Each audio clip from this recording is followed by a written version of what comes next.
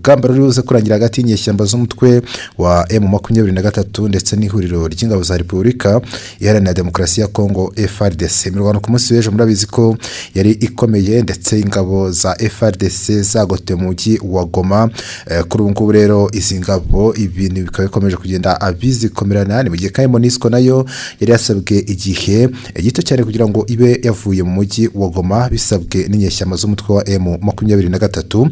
Izi nyeshyamba rero nyuma yo kugota umujyi wa Goma ndetse bagafata n'ikibuga cy'indege, bagahita basaba abasirikare ba FARDC ndetse na MONUSCO kuva ku butaka bwa Repubulika Iharanira Demokarasi ya Kongo.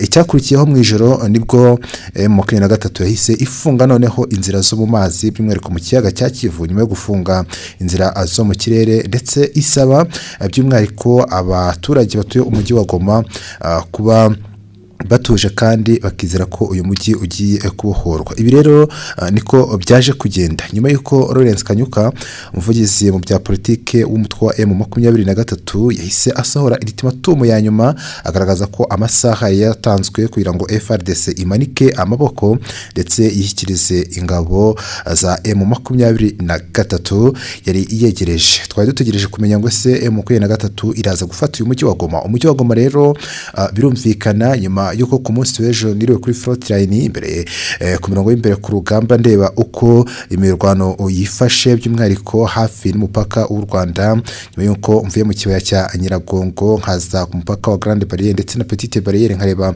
uburyo ki abantu bari kwinjira mu Rwanda ari benshi.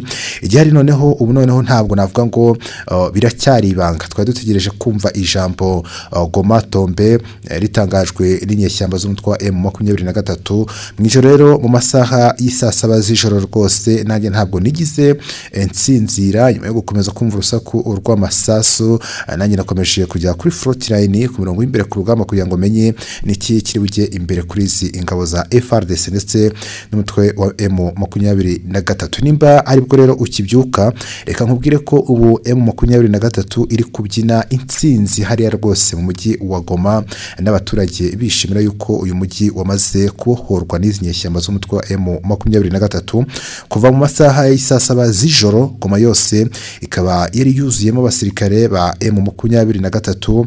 Amazi nyuma yo kuyafunga, abasirikare ba FARDC babuza amahitamo ndetse bahita bitanga bajya muri stade General Makenga ndetse na Colonel Nanga, bati gahunda no kwerekeza noneho Kinshasa. Amakuru rero ubundi gukura kuri Petite Barriere ndetse na Grande Barriere, cyane yuko nabanje kuzindukira mu kibaya kugira ngo ndebe uko byifashe. Nuko ingabo za MONUSCO ubu ziri kwitegura kugira ngo zambuke umupaka w'u Rwanda.